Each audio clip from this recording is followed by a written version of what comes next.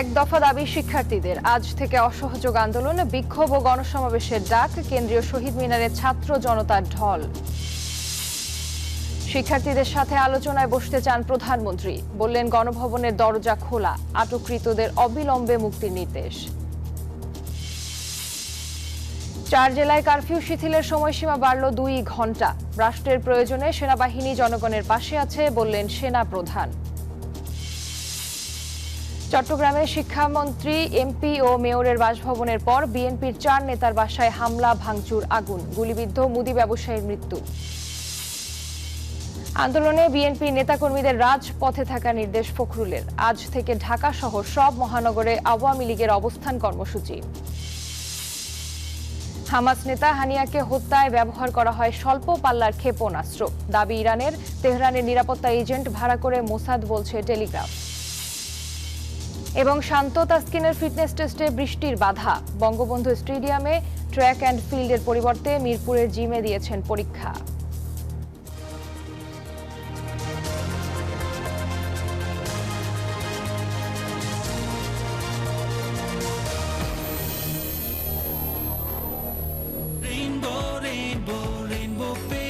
Rainbow Paints, the color of joy.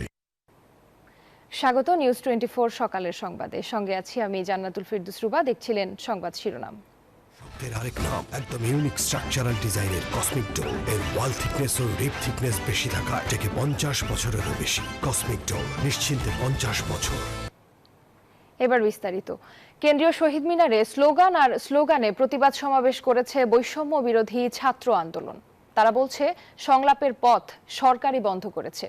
একই সাথে 24 ঘন্টার মধ্যে সকল বিশ্ববিদ্যালয়ের হল খুলে দেওয়ার আলটিমেটাম তাদের। আজ থেকে এক দফা দাবিতে সর্বাত্মক অসহযোগেরও ডাক দিয়েছে শিক্ষার্থীরা।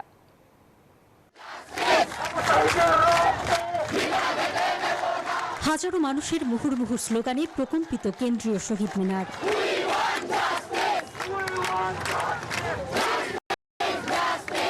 একদিকে জগন্নাথ হল, অন্যদিকে বঙ্গবন্ধু টাওয়ার, আরেকদিকে দোয়েল চত্বর। সব পাশ ছাড়িয়ে গণমানুষের ঢল।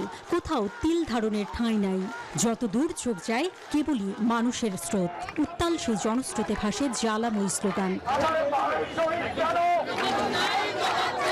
দাবি ছিল কেবলই শিক্ষার্থীদের, চাওয়া ছিল সরকারি চাকুরির কোটা সংস্কার করা। সেই দাবি এখন পরিণত হয়েছে সরকার পতনের ধ্বনিতে।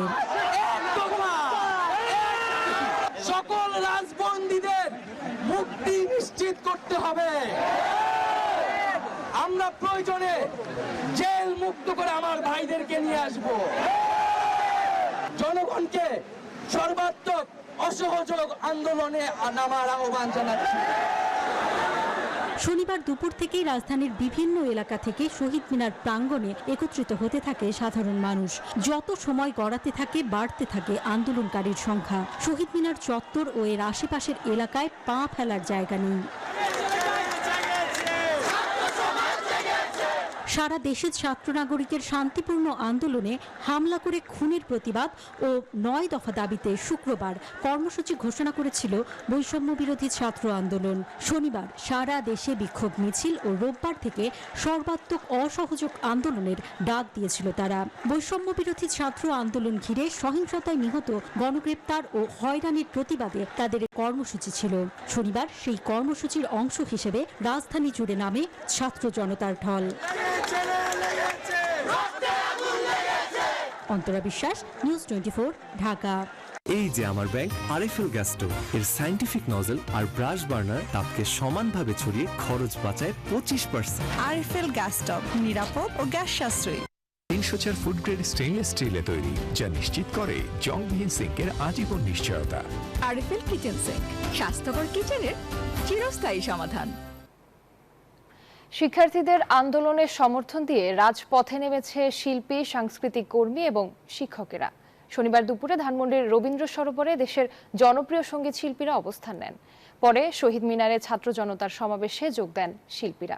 এদিকে জাতীয় ঐক্য ও রাজনৈতিক সংলাপের আহ্বান জানিয়েছেন ঢাকা বিশ্ববিদ্যালয়ের নীল দলের শিক্ষকেরা।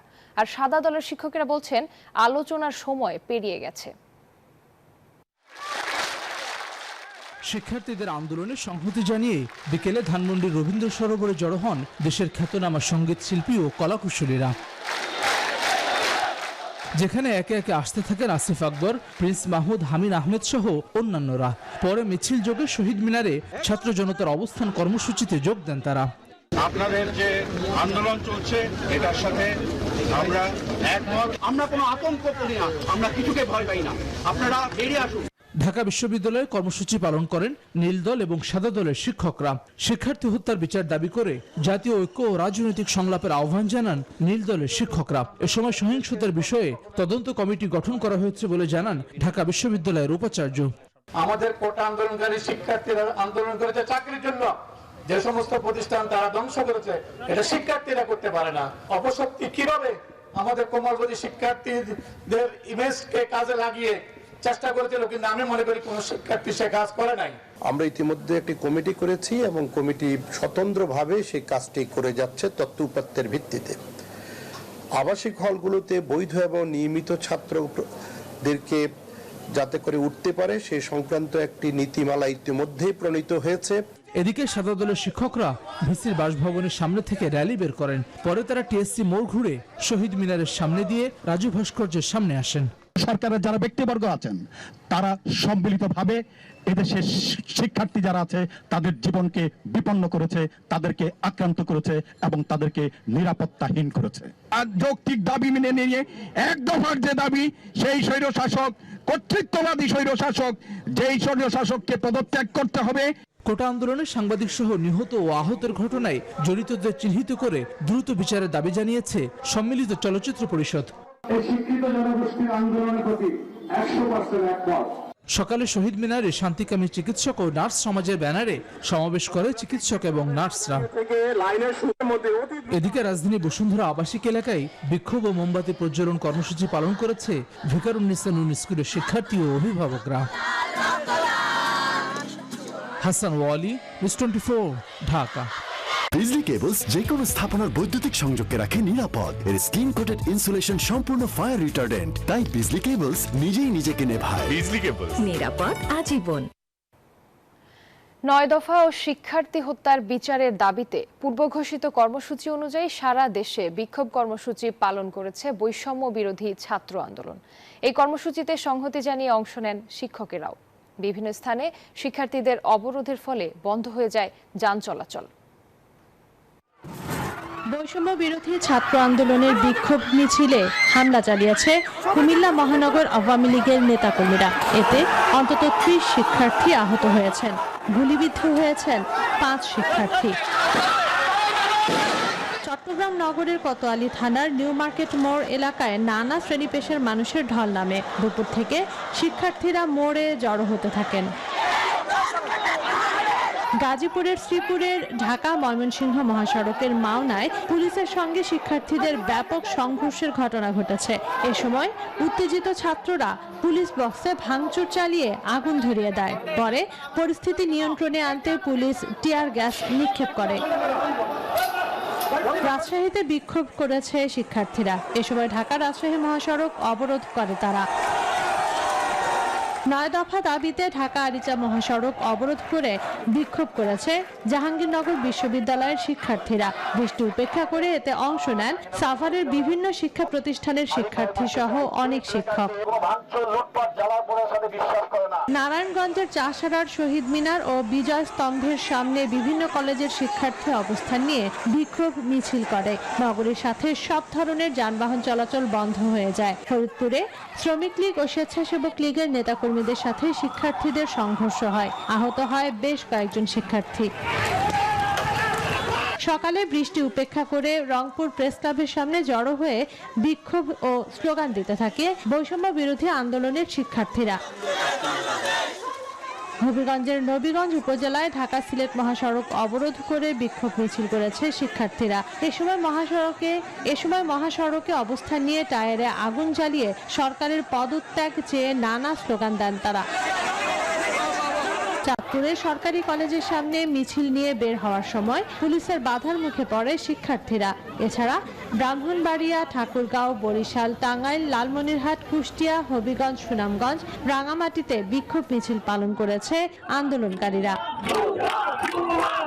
Desk report, news 24। আমি এই চেয়ারে বসবো না।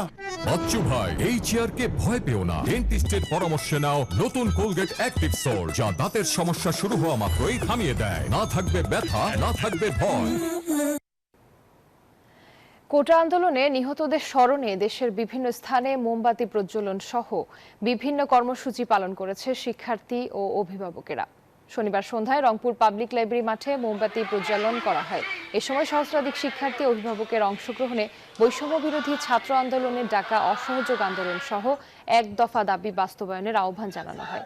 অন্যদিকে সন্ধ্যায় ভোলার কেন্দ্রীয় শহীদ মিনারে মোমবাতি প্রজ্বলন করে শিক্ষার্থীরা। পরে কয়েক হাজার শিক্ষার্থী মোমবাতি নিয়ে বিক্ষোভ মিছিল নিয়ে শহরের বিভিন্ন সড়ক প্রদক্ষিণ শেষে সমাবেশ করে।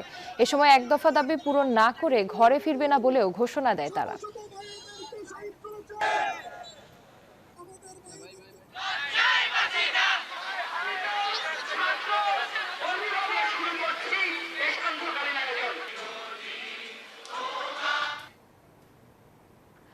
এদিকে আন্দোলনে থাকা শিক্ষার্থীদের আবারও আলোচনার আহ্বান জানিয়েছেন প্রধানমন্ত্রী শেখ হাসিনা। বলেছেন শিক্ষার্থীদের কথা শুনতে চান তিনি। আটক হওয়া সাধারণ শিক্ষার্থীদের অবিলম্বে মুক্তি দেওয়ারও নির্দেশ দিয়েছেন সরকার প্রধান। গণভবনে পেশাজীবীদের সঙ্গে বৈঠকে এসব কথা বলেন তিনি। দেশজুড়ে ছাত্র আন্দোলন এবং উদ্ভূত পরিস্থিতিতে পেশাজীবী সমন্বয় পরিষদের নেতাদের সঙ্গে বৈঠক করেন প্রধানমন্ত্রী শেখ হাসিনা। পরিবেশ স্বাভাবিক করতে ছাত্রদের সঙ্গে আলোচনার দুয়ার খোলা রয়েছে উল্লেখ করে প্রধানমন্ত্রী বলেন, সংঘাত বন্ধ করতে হবে। আমার সাথে যদি বসতে চায় তাহলে আমি বসতে রাজি। তারা যদি এখনো আসতে চায়, কথা বলতে চায়, আমি তাদের সাথে কথা বলতে চাই, তাদের কথা শুনতে চাই, তাদের দাবি কি কি বাকি আছে আমি এটা শুনতে চাই, এবং যেটা আমাদের সাধ্যমতো সেটা আমি পূরণ করতে চাই। আমি এই সংঘাত চাই না। আমি কখনোই আমার দরজা বন্ধ করিনি। গণভবনের দরজা খোলা, যে কোনো সময় তারা আসতে পারে, আলোচনা করতে পারে, দরকার হলে তাদের গার্জিয়ানদের নিয়েও আসতে পারে। আটক হওয়া সাধারণ শিক্ষার্থীরা শিগগিরই মুক্তি পাচ্ছেন বলেও জানান প্রধানমন্ত্রী। অ্যারেস্ট যারা করা হয়েছে তাদের মধ্য থেকে যারা ছাত্র ছিল, পরীক্ষার্থী, তাদের সবাইকে কিন্তু জামিন দিয়ে ছেড়ে দেওয়া হয়েছে। আর সাথে সাথে আমি এটাও নির্দেশ দিয়েছি যে এর ভিতরে যারা নিরীহ আছে তাদের সবাইকে, এবং ছাত্র যারা একেবারে খুনের সাথে জড়িত না বা এই সমস্ত ধ্বংসাত্মক কাজের সাথে জড়িত না, তাদেরকে মুক্তি দেওয়া শুরু করবে, এবং সেটা শুরু হয়ে যাচ্ছে। ছাত্র, পুলিশ সহ সাধারণ মানুষ প্রত্যেকটি হত্যাকাণ্ডের সুষ্ঠু তদন্ত এবং বিচারের নিশ্চয়তা দেন তিনি। যে ধরনের অন্যায় বা হত্যাকাণ্ড যারাই ঘটাক তারা তো আমার দেশের নাগরিক। সে পুলিশ হোক, একটা শিশু হোক, একটা মানুষ হোক, ছাত্র হোক, যাই হোক, আমি এর যথাযথ তদন্ত করে তাদের বিচার হবে, আমি সেটাই চাই। আমি এটা স্পষ্ট বলি, হত্যাকাণ্ডের সঙ্গে যারা জড়িত সে যেই হোক অবশ্যই তাদের বিচার করা হবে। যেমন রংপুরে একটা ঘটনা ঘটেছে, যে পুলিশ দায়ী সেই পুলিশকে সাসপেন্ড করা হয়েছে এবং তার বিরুদ্ধে তদন্ত হচ্ছে এবং তার বিচার হবে। বৈঠকে প্রধানমন্ত্রী জানান, বিশ্ববিদ্যালয়, স্বায়ত্তশাসিত প্রতিষ্ঠান ও সরকারি প্রতিষ্ঠানে প্রস্তাবিত পেনশন স্কিম প্রত্যয় বাতিল করেছে সরকার। সাসপেন্ড করা হয়েছে। শাহ আলী জয়, নিউজ 24, ঢাকা। অশুভ শক্তির হাত থেকে শিক্ষার্থীদের রক্ষা করতে একতাবদ্ধ হয়েছেন শিক্ষকেরা। গণভবনে প্রধানমন্ত্রী শেখ হাসিনার সাথে মত বিনিময়ে একথা বলেন শিক্ষকেরা।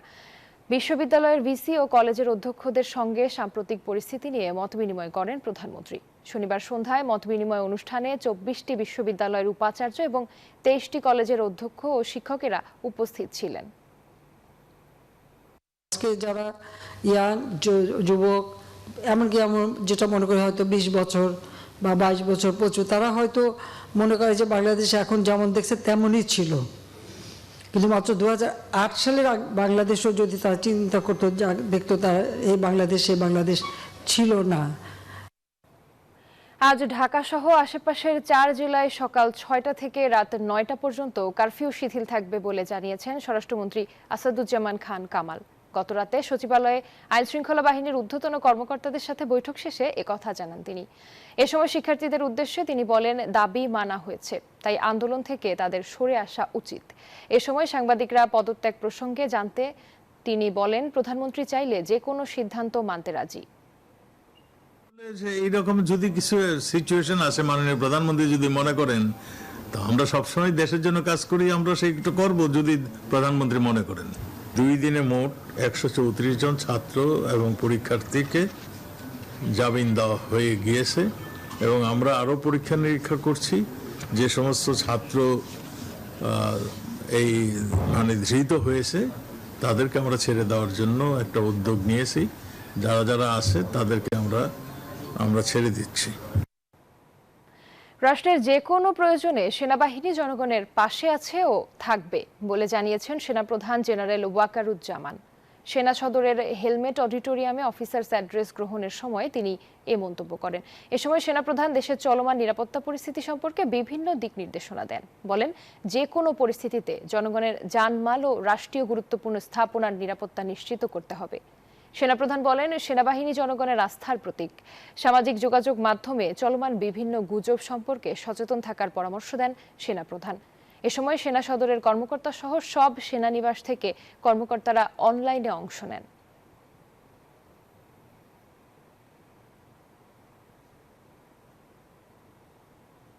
নিউজ 24 সকালের সংবাদে একটি বিরতি নিচ্ছি, সাথেই থাকুন।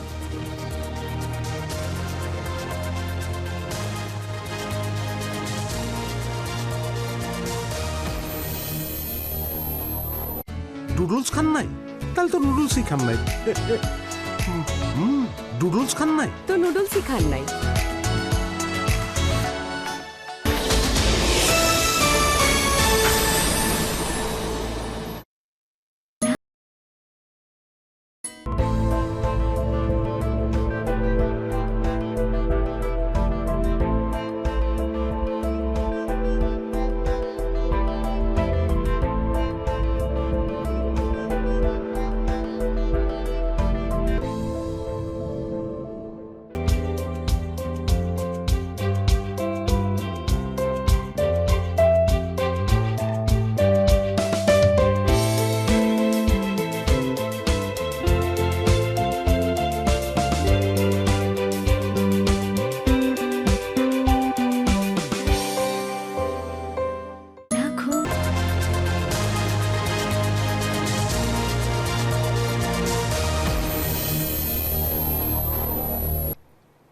স্বাগত আরেকবার নিউজ 24 সকালের সংবাদে। চট্টগ্রামে বৈষম্য বিরোধী আন্দোলনের মিছিল থেকে আওয়ামী লীগ নেতাদের বাসভবনে হামলা ও ভাঙচুরের অভিযোগ উঠেছে। শনিবার সন্ধ্যায় বিক্ষোভ মিছিল থেকে চট্টগ্রাম 10 আসনের সংসদ সদস্য মহিউদ্দিন বাচ্চুর দামপাড়া কার্যালয়ে ভাঙচুর ও অগ্নিসংযোগ করা হয়। এ সময় বেশ কিছু আসবাবপত্র ভাঙচুর করে তারা। পরে শিক্ষামন্ত্রী মহিবুল হাসান চৌধুরী নওফেলের বাসভবনেও ভাঙচুর চালানো হয়। সেখানে বেশ কয়েকটি গাড়ি ও ভবনের গ্লাস ভাঙচুর করা হয়। অন্যদিকে চট্টগ্রাম সিটি কর্পোরেশনের মেয়র রেজাউল করিমের বাসভবনে হামলা করেছে দুর্বৃত্তরা। ঘটনাস্থল পরিদর্শন করেছেন চট্টগ্রাম মহানগর আওয়ামী লীগের নেতারা। মিছিল সহকারী আসছে, তারা অতর্কিত আসছে মাগরিবের টাইমে।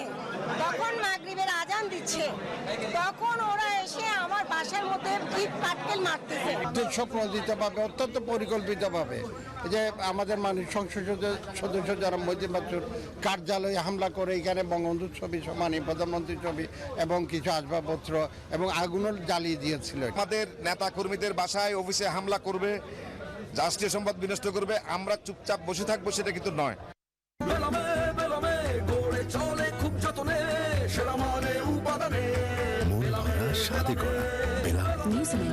Excellence in quality. চট্টগ্রামে মন্ত্রী ও মেয়রের বাড়িতে হামলার 1 ঘন্টার মধ্যে বিএনপির স্থায়ী কমিটির সদস্য আমির খসরু মাহমুদ চৌধুরী, মীর নাসির, মহানগর বিএনপির আহ্বায়ক এরশাদুল্লাহ ও সাবেক আহ্বায়ক ডাক্তার শাহাদাত হোসেনের বাসায় হামলা ও অগ্নিসংযোগ করা হয়েছে। হামলার জন্য আওয়ামী লীগকে দায়ী করেছেন বিএনপি নেতারা। শনিবার রাত 8:30টার দিকে পাঁচলাই স্বাস্থ্য মেডিকেলের পূর্ব গেটে নগর বিএনপির আহ্বায়ক এরশাদুল্লাহর বাসভবনে ও 8:45টায় মেহেদীবাগস্থ আমির খসরু মাহমুদ চৌধুরীর বাসভবনে হামলা হয়।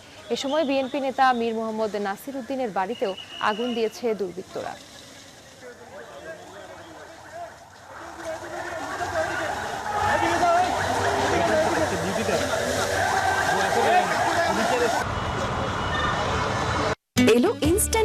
পাউডার হ্যাপি কাউ, যেমন সাশ্রয়ী তেমনি পুষ্টিগুণে ভরপুর। আর এটা নিউজিল্যান্ডের গরুর দুধ। হ্যাপি কাউ, গরুর দুধের স্বাদ সবাই পাক। সরকারের দমন নীতি পাকিস্তানি হানাদারকেও ছাপিয়ে গেছে বলে মন্তব্য করেছেন বিএনপি মহাসচিব মির্জা ফখরুল ইসলাম আলমগীর। কারাবন্দী বিএনপি নেতা আমির খসরু মাহমুদ চৌধুরী ও নজরুল ইসলাম খানের পরিবারের সঙ্গে সাক্ষাৎ শেষে গণমাধ্যমের সঙ্গে কথা বলেন তিনি। এ সময় চলমান ছাত্র আন্দোলনে বিএনপি নেতাকর্মীদেরও যোগ দেওয়ার আহ্বান জানান তিনি। এই যৌক্তিক আন্দোলন, এই আন্দোলনে আমাদের শুধু সমর্থন নয়, আমাদের সর্ব রকমের সহযোগিতা সহমত তাদের সঙ্গে থাকবে। আমাদের সমস্ত দেশের সকল নেতাকর্মীকেও আমরা এই আহ্বান জানাতে চাই যে ছাত্রদের এই যৌক্তিক আন্দোলনে সকলের সর্বাত্মক সহযোগিতা প্রদান করা। দেশের গণতন্ত্র উন্নয়ন ও অর্জনকে যারা বাধাগ্রস্ত করতে চায় তাদের প্রতিহত করতে গণতন্ত্র ও মুক্তিযুদ্ধে বিশ্বাসীদের ঐক্যের আহ্বান জানিয়েছে আওয়ামী লীগ। সংবাদ সম্মেলনে দলটির সাধারণ সম্পাদক বলেন, শিক্ষার্থীদের সাথে আওয়ামী লীগ কর্মীদের সংঘাতে না যাওয়ার নির্দেশ দিয়েছেন প্রধানমন্ত্রী শেখ হাসিনা। সরকার ধৈর্য ও সংযমের মাধ্যমে পরিস্থিতি মোকাবিলা করছে।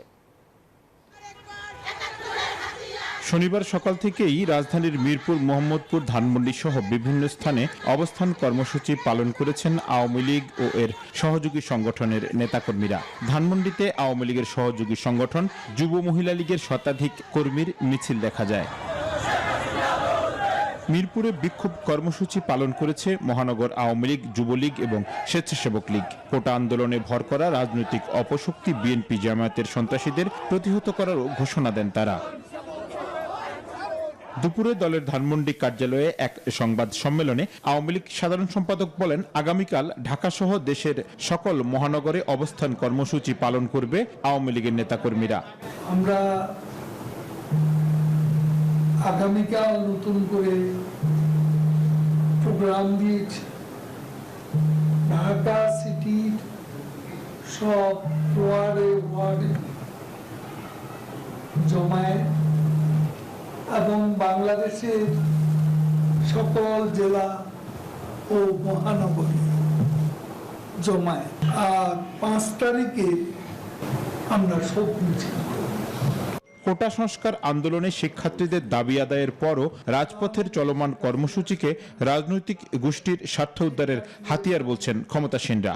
সাধারণ শিক্ষার্থীদের জিম্মি করে দেশের অর্জিত গণতন্ত্র, উন্নয়ন, অগ্রগতিকে যারা বাধাগ্রস্ত করতে চায় তাদেরকে প্রতিহত করতে আমরা মুক্তিযুদ্ধ, গণতন্ত্রে বিশ্বাসী সকলের সম্মিলিত সহযোগিতা আহ্বান জানাচ্ছি।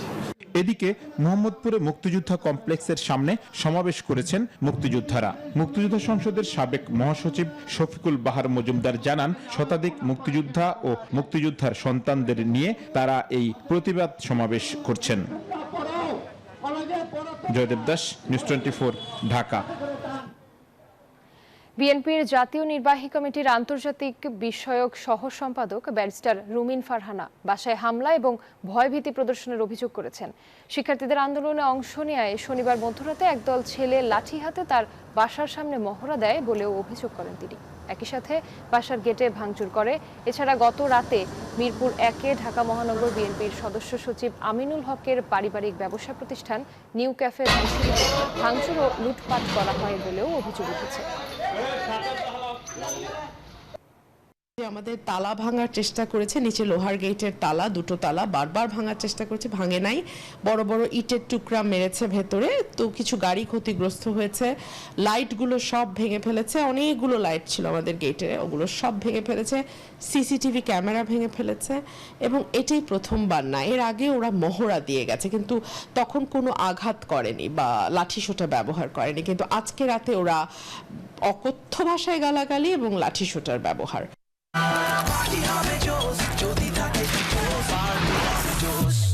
পাপরিকা আর মেক্সিকান মশলার মাইন্ড ব্লাস্টিং ফ্লেভারের ডিটোস। পার্টি হবে জোস যদি থাকে ডিটোস। চলমান বৈষম্য বিরোধী ছাত্র আন্দোলন ঘিরে একটি পক্ষ মধ্যরাতে ঢাকা বিশ্ববিদ্যালয় এলাকা দখলে নিয়েছে বলে গুজব ছড়ায়। তবে টিএসসি, রাজু ভাস্কর্য, শহীদ মিনার, শাহবাগ এলাকা ঘুরে দেখা যায় কোনো পক্ষই সেখানে নেই। এসব এলাকায় আইনশৃঙ্খলা রক্ষাকারী বাহিনী ও গণমাধ্যম কর্মী ছাড়া কাউকে অবস্থান করতেও দেখা যায়নি। পুরো ক্যাম্পাসের পরিবেশ থমথমে ও নীরব ছিল। শাহবাগ দিয়ে সীমিত পরিসরে ক্যাম্পাস এলাকায় গাড়ি প্রবেশ করতে দেখা যায়। জোরদার রয়েছে নিরাপত্তা ব্যবস্থা।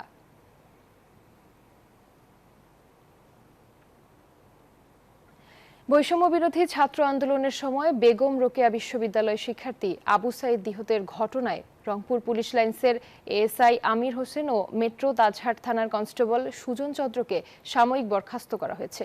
দুপুরে মুঠোফোনে এ তথ্য নিশ্চিত করেন রংপুর মেট্রোপলিটন পুলিশের উপ পুলিশ কমিশনার আবু মারুফ হোসেন। তিনি বলেন, গত 16 জুলাই বেগম রোকেয়া বিশ্ববিদ্যালয়ের সামনে ছাত্রদের আন্দোলনে অপেশাদার আচরণের কারণে তাদের সাময়িক বরখাস্ত করা হয়েছে। তদন্তের পর পরবর্তী ব্যবস্থা নেওয়া হবে। ইনকোয়ারি একটা প্রাথমিক রিপোর্ট দাখিল করেছে, তাতে এই দুজনের অপেশাদার আচরণ পেয়েছেন তাদের ইনকোয়ারিতে, যে কারণে তাৎক্ষণিকভাবে এই রিপোর্ট দাখিল করে সাসপেন্ড করা হয়েছে। নিউজ 24 সকালের সংবাদে আবারও একটি বিরতি নিচ্ছি, সাথেই থাকুন।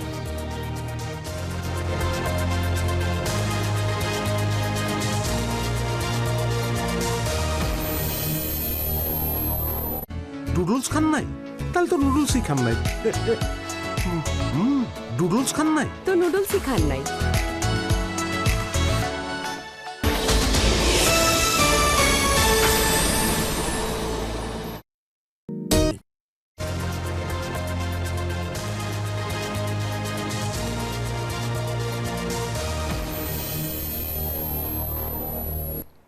স্বাগত আরেকবার নিউজ 24 সকালের সংবাদে। বাংলাদেশে চলমান পরিস্থিতি নিয়ে আন্তর্জাতিক উদ্যোগ নিতে মার্কিন যুক্তরাষ্ট্রের পররাষ্ট্রমন্ত্রী অ্যান্টনি ব্লিংকেনের কাছে চিঠি লিখেছেন দেশটির 22 আইন প্রণেতা। চিঠিতে তারা নির্বাচন, শ্রম আইন সহ সাম্প্রতিক পরিস্থিতি তুলে ধরেন। এছাড়া বাংলাদেশে কোটা সংস্কার আন্দোলনের সহিংসতায় 32 শিশুর মৃত্যু হয়েছে বলে দাবি করেছে ইউনিসেফ। যদিও এমন পরিসংখ্যান সরকারের কাছে নেই বলে দাবি করেছে তথ্য মন্ত্রণালয়। মার্কিন সিনেটর এডওয়ার্ড জে মার্কির উদ্যোগে 22 আইন প্রণেতা চিঠি লিখেছেন যুক্তরাষ্ট্রের সেক্রেটারি অব স্টেট অ্যান্টনি ব্লিংকেনকে। চিঠিতে তারা বাংলাদেশের গণতন্ত্র ও মানবাধিকার নিয়ে উদ্বেগ জানান। চিঠিতে তারা চলতি বছরের জানুয়ারির নির্বাচন নিয়ে অভিযোগের কথা উল্লেখ করেন, যাতে জাতিসংঘের পর্যবেক্ষণও তুলে ধরেন। সাম্প্রতিক সহিংসতায় অন্তত 170 জন নিহতের বিষয় তুলে ধরে দাবি করেন, আন্দোলনকারী ও পুলিশ ক্ষমতাসীনদের সংঘর্ষে মৃত্যু হয়েছে। সর্বোপরি গণতন্ত্র ও মানবাধিকার সমুন্নত রাখতে ও বাংলাদেশের জনগণের প্রতি প্রতিশ্রুতির অংশ হিসেবে উদ্যোগ নিতে আন্তর্জাতিক সম্প্রদায়ের সাথে অংশীদার হওয়ার আহ্বান জানান। এদিকে জাতিসংঘের শিশু বিষয়ক সংস্থার দাবি, সাম্প্রতিক সহিংসতায় 32 শিশুর মৃত্যু হয়েছে। এক বিবৃতিতে ইউনিসেফের দক্ষিণ এশিয়া বিষয়ক আঞ্চলিক পরিচালক সঞ্জয় উইজেসেকেরা শিশুদের গ্রেপ্তারের অভিযোগ তোলেন। তবে তথ্য মন্ত্রণালয় বিবৃতিতে দাবি করেছে এই পরিসংখ্যান সঠিক নয়। তথ্য সরবরাহ করতে ইউনিসেফের কাছে আহ্বান জানিয়েছে মন্ত্রণালয়। কয়েকজন শিশুর অনাকাঙ্ক্ষিত মৃত্যু হয়েছে এবং তার বিচার হবেও বলে বিবৃতিতে জানিয়েছে তথ্য ও সম্প্রচার মন্ত্রণালয়। নাহিদ হোসেন, নিউজ 24, ঢাকা। এবার ফার্স্ট সিকিউরিটি ইসলামী ব্যাংক পিএলসি অর্থ বাণিজ্য সংবাদ।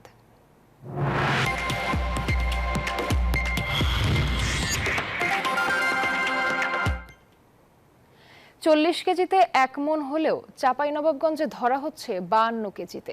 গত 3 বছর ধরে চলা এই অনিয়মে আড়তদারদের কাছে জিম্মি চাষিরা। তাদের অভিযোগ, ওজন জটিলতা নিরসনে কৃষি মন্ত্রণালয় সহ প্রশাসনকে বারবার বলেও কোনো সুরাহা হয়নি।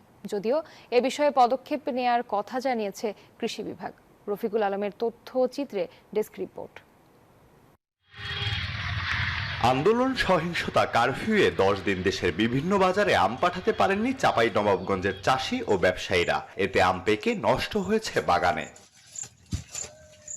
চাষিরা বলছেন, ক্ষতি এড়াতে স্থানীয় বাজারে আম বিক্রি করতে হয়েছে কম দামে। এতে লোকসান গুনতে হচ্ছে তাদের। কারফিউ থাকার কারণে মানুষজন বাইরে বের হতে না পারার কারণে কিংবা রাস্তায় গাড়ি না থাকার কারণে আমাদের যে আমগুলো বাইরে যাওয়ার কথা ছিল, সেই আমগুলো আমরা অনেক পচে নষ্ট হয়েছে। আমের বাজারটা শুরুতে একটু ভালো ছিল, শেষের দিকে এসে একবারই খুবই খারাপ হয়ে গেল। তা আবার বেশি খারাপে পড়লাম যে কি কয়েকদিন আগে অবরোধ গ্রামে একটা কি জানি দ্বন্দ্ব হলো। আমরা আমের দাম খুবই খারাপ পাচ্ছি, যারা বাগানে কাজ করতেছে তাদেরকে বেতন দেওয়ার মতো আমরা একরকম টাকা পাচ্ছি না। কৃষি অ্যাসোসিয়েশনের তথ্য মতে গত 10 দিনে 35,000 মেট্রিক টন আম যাওয়ার কথা ছিল দেশের বিভিন্ন বাজারে। বেচা কেনা হওয়ার কথা ছিল 250 কোটি টাকা, কিন্তু কিছু আম কম দামে বিক্রি করায় লোকসানের অঙ্ক দাঁড়িয়েছে 100 কোটি টাকা।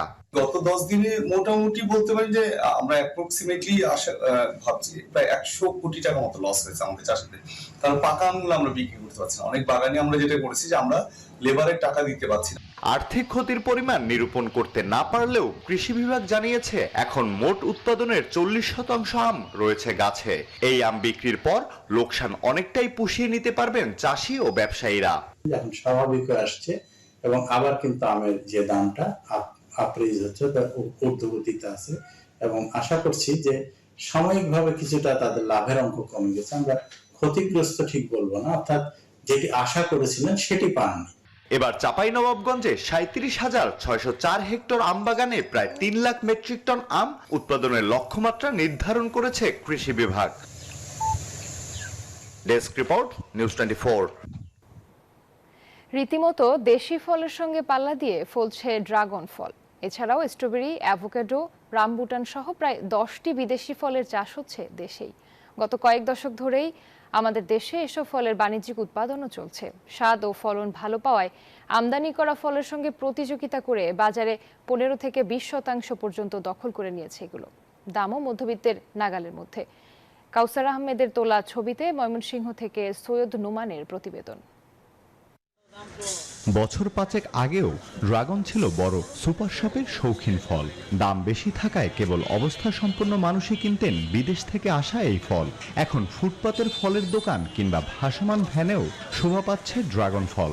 খুচরা বাজারে আকার ভেদে প্রতি কেজি 200 থেকে 400 টাকায় বিক্রি হচ্ছে। এখন বেচতেছি 230 টাকা কেজি। এটা আমাদের দেশি হচ্ছে, ভ্যাট দিতে হচ্ছে না, ট্যাগ দিতে হচ্ছে না, এই কারণেই কম দামে বিক্রি করতে পারতেছি।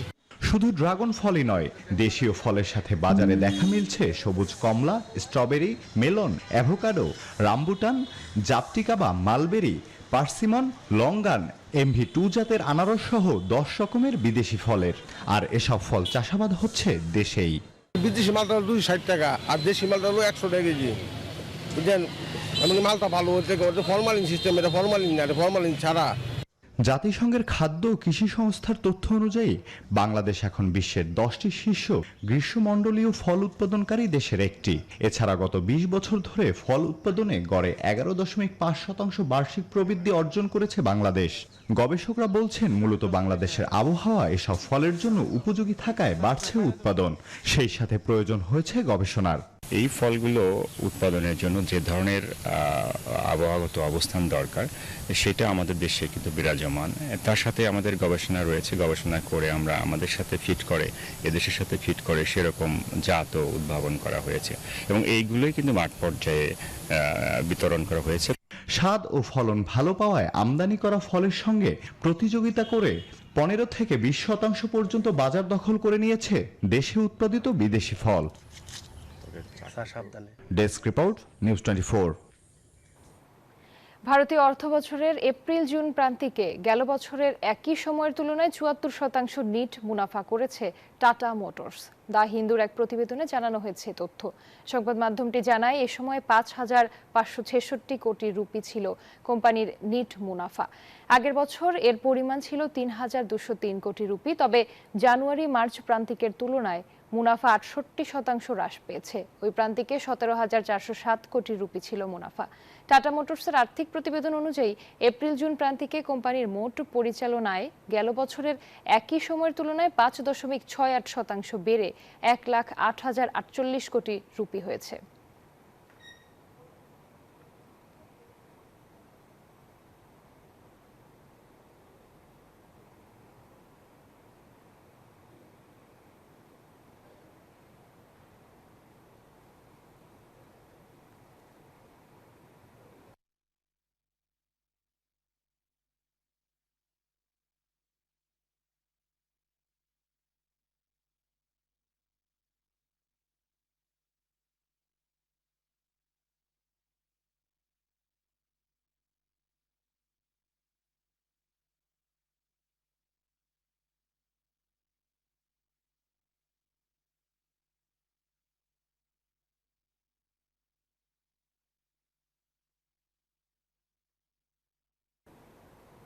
এবার আন্তর্জাতিক সংবাদ।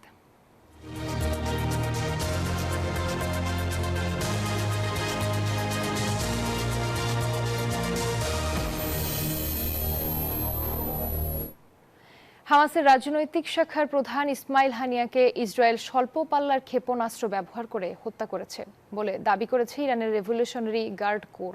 শনিবার এক বিবৃতিতে তাদের পক্ষ থেকে বলা হয়, হানিয়া তেহরানে যে ভবনে অবস্থান করেছিলেন তার বাইরে থেকে হামলাটি চালানো হয়। এতে মার্কিন সমর্থন ছিল।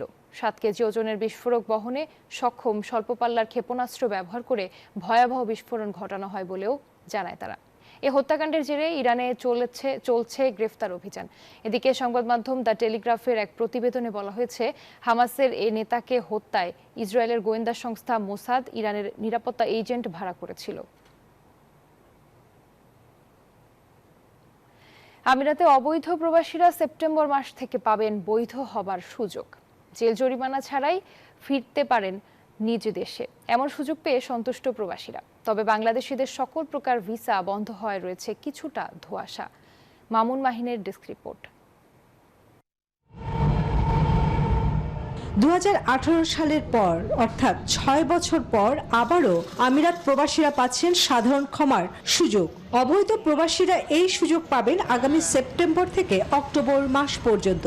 বিষয়টি নিশ্চিত করেছে federal authority for identity, citizenship, customs and port security. আমিরাত সরকার যে সুযোগটা আমাদেরকে দিয়েছে, এখন আমরা যারা অবৈধ আছি তারা হয়তো না দিয়ে আমরা বাংলাদেশে চলে যেতে পারতেছি, অথবা আমরা বৈধ হওয়ার একটা সুযোগ থাকতে পারে।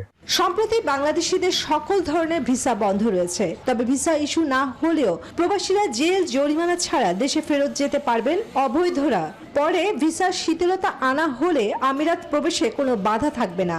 ধারণা করা হচ্ছে সাধারণ ক্ষমা শেষে অবৈধ প্রবাসীদের জন্য কঠোর আইন প্রয়োগ করতে পারে প্রশাসন। আমিরাত সরকার যে সুযোগটা দিছে প্রবাসী ভাইদের জন্য, আমি মনে করি, আমি একটা প্রবাসী হিসেবে, আমি একটা ব্যবসায়ী হিসেবে আমি মনে করি ওই সুযোগটা প্রবাসী ভাইরা কাজে লাগানোটা খুব জরুরি। শুধু যারা রেসিডেন্স আছে এখানে, যাদের রেসিডেন্সি ছিল, যাদের ফাইন আছে রেসিডেন্সির উপরে, তারা শুধু সাধারণ ক্ষমতার আওতায় আসবে। আগে রেসিডেন্সি ভিসাধারীরা বর্তমানে অবৈধ রয়েছেন। কেবল এই ধরনের প্রবাসীরা সাধারণ ক্ষমায় বিবেচিত। তবে ভ্রমণ ভিসা এসে অবৈধ হওয়া নাগরিকরা এই আইনের আওতাধীন নয়। পাসপোর্টগুলো স্বল্প সময়ের মধ্যে আমরা পেতে পারি, সেই ব্যবস্থা করব। তখন পাসপোর্ট না পেলে তো এই যারা ইরেগুলার আছেন তারা এই সুযোগটা অ্যাপিল করতে পারবেন না। সাধারণ ক্ষমা শুরু হওয়ার আগে চলতি মাস থেকেই পাসপোর্ট নবায়ন করে নিতে অনুরোধ জানিয়েছেন মিশন কর্মকর্তারা। একই সাথে প্রবাসীদের দ্রুত সেবা দিতে কনসুলেট বিভিন্ন পদক্ষেপ নিচ্ছেন, এমন তথ্য জানিয়েছেন তারা। Desk report, news 24। নিউজ 24 সকালের সংবাদে নিচ্ছে আবার একটি বিরতি, সাথেই থাকুন।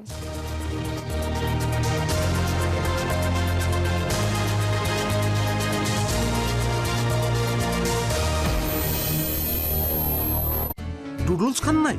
তাহলে তো নুডলসই খান নাই। নুডলস খান নাই তো নুডলসই খান নাই।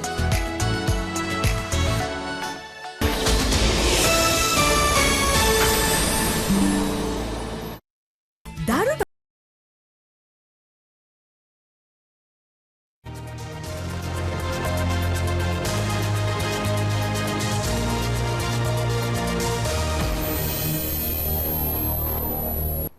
স্বাগত আরেকবার নিউজ 24 সকালের সংবাদে।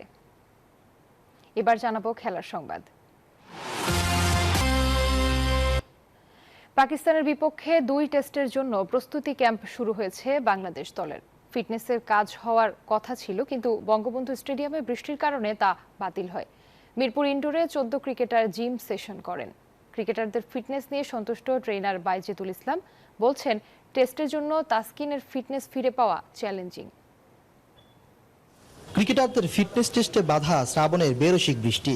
সকালে বঙ্গবন্ধু স্টেডিয়ামে ট্র্যাক অ্যান্ড ফিল্ডে নামার কথা থাকলেও শেষ পর্যন্ত হোম অফ ক্রিকেটে শান্ত মিরাজরা। বিসিবির একাডেমি ভবনের 4 দেয়ালে ঘণ্টাখানিকের সেশন টাইগার ক্রিকেটারদের, যেখানে 14 জন ক্রিকেটার ঘাম জড়িয়েছেন জিমে। আজকে টোটাল 14 জন টেস্ট। স্ট্রেংথ টেস্টে ওভারঅল যারা যারা যে বেঞ্চমার্ক ছিল চেষ্টা করছে যে বেঞ্চমার্কের কাছাকাছি যাওয়ার জন্য, মোস্ট কেসেসে ম্যাক্সিমাম প্লেয়াররা ইমপ্রুভ করছে, এতটুকু বলা যায়। রানিং টেস্টের ক্ষেত্রে এটা নেক্সট ডে ওয়েদারের উপর ডিপেন্ড করবে, আর আমাদের প্লেয়ারগুলির অ্যাভেলেবিলিটির উপর অনেক কিছু ডিপেন্ড করবে। বাংলা টাইগার্সের হয়ে 2 মাসের বেশি সময় অনুশীলনে ছিলেন ক্রিকেটাররা। এই দলের হয়ে অস্ট্রেলিয়া সফর করেছেন কয়েকজন। ম্যাচ ফিটনেস নিয়ে তাই তো খুব একটা ভাবনা নেই, শুধু ভাবতে হচ্ছে তাসকিন আহমেদকে নিয়ে। টেস্ট না খেললেও ক্যাম্পে ছিলেন মাহমুদুল্লাহ মুস্তাফিজ। তাসকিন অবশ্যই অ্যাভেলেবল আছে, কিন্তু বোলিং ওয়ার্কলোড টেস্ট ম্যাচ খেলতে হলে লম্বা সময় বল করতে হয়, এগুলি আস্তে আস্তে বিল্ড আপ করে তারপরে খেলতে হয়। T20 ফরম্যাট খেলছে, তো এখন ও এই ট্রাইটা করে দেখবে, যদি ইফ হি ফিলস বেটার দেন ইনশাল্লাহ ও টেস্ট আবার খেলতে পারবে। বৃষ্টির বাধায় ফিটনেস ক্যাম্প না হলেও টাইগার মাস্টারমাইন্ড হাতুর সিংয়ের অধীনে হবে stay camp. Imran Hossain, news 24, Dhaka. দেশের চলমান আন্দোলনে শিক্ষার্থী জনতার উপর নৃশংসতার বিচার ও বৈষম্যমুক্ত সমাজ চেয়ে মানববন্ধন করেছেন দেশের ক্রীড়া সাংবাদিকরা। শনিবার মিরপুর শেরেবাংলা জাতীয় ক্রিকেট স্টেডিয়ামের 1 নম্বর গেটের সামনে বেলা 12টায় শুরু হওয়া মানববন্ধনে উপস্থিত ছিলেন বিভিন্ন সংবাদ মাধ্যমের 100-র বেশি ক্রীড়া সাংবাদিক। মানববন্ধনে প্রাণ হারানো সবার প্রতি শ্রদ্ধা জানিয়ে 1 মিনিট নীরবতা পালন করা হয়। এ সময় সিনিয়র ক্রীড়া সাংবাদিকরা বলেন, আর রক্ত দেখতে চান না, দেশে শান্তি ফিরে আসুক, সেটাই প্রত্যাশা তাদের।